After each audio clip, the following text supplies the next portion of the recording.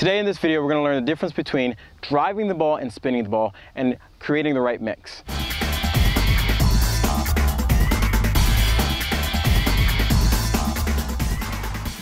To have a powerful forehand, you have to know how much spin and how much you need to drive through the ball. And there's a situation for both.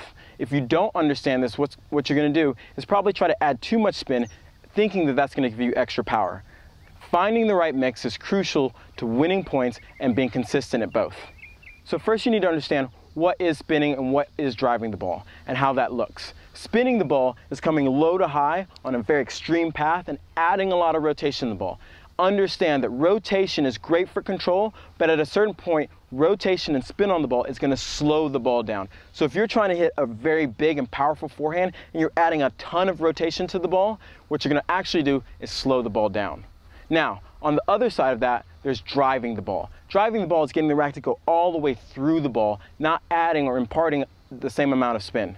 So if you're going to drive the ball, you want to make sure you're going to go low to high, but your point of contact and your follow through is going to go out through the ball. What this is going to do is penetrate the ball, having it go forward more. So let's go over this. Spinning the ball is getting the racket to go under the ball very drastically, and as you're going through, we're going to brush on the inside and up and come all the way up. Spinning the ball is used for when you want to slow the point down, or when you want to buy some time if you're hitting a lob or an angle. Driving the ball is where we're going to get under the ball, not as much, and we're going to go from low to high and extend through.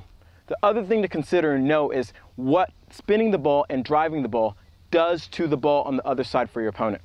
If you hit a heavy topspin ball, the ball is going to bounce up, possibly out of their strike zone. This is something like a player Nadal does a lot of. He uses a lot of spin on the ball to get it to bounce up. If you drive the ball is going to stay low. Driving the ball might be preferred if you're coming in the net, hitting an approach shot. Spinning the ball might be great if you're going to be behind the baseline and trying to keep the ball out of your opponent's strike zone.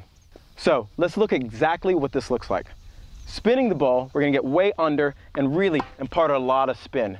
This is going to also increase the height over the net. The flight of the ball is going to go have a big arc, up and then down. Okay, so we're going up and then down. Driving the ball decreases the height over the net, but it increases the force coming through the ball and what your opponent's going to have to deal with. Driving the ball is going to be here.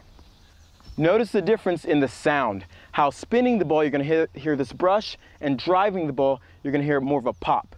The reason why this is important is because if you find the right mix, you're going to be able to keep more balls in play, and you're going to have a powerful forehand. So now we want to talk about finding the right mix.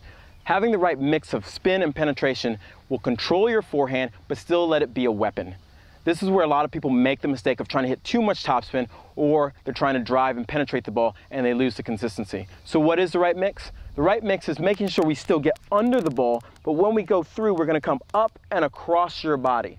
By coming up and across your body, you're going to add a lot of spin, but you can still be hitting through the ball.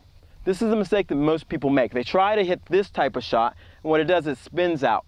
Spinning out means the ball really has a lot of action on it, but it doesn't do anything. It doesn't go through the court. This is an example of it.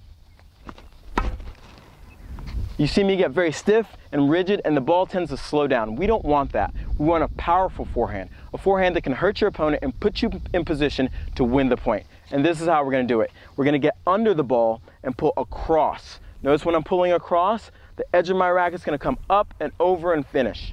So, again, we're going to watch.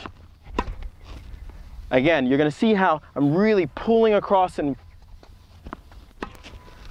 I can control the ball and penetrate the ball at the same time. One more.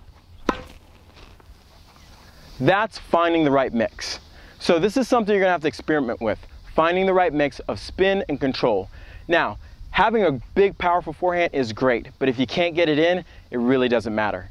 So make sure that you're making small adjustments. As you get better with the technique that you worked on, then you can add a little bit more penetration with spin. If you find it hard in the beginning, add a little bit more spin, but still work on the penetration. You're going to have to find that right mix of spin and penetration so you can get the most out of your stroke. So if you want more tips like this, make sure you check out forehanddomination.com, where I have tons of free videos that you can watch to improve your forehand today.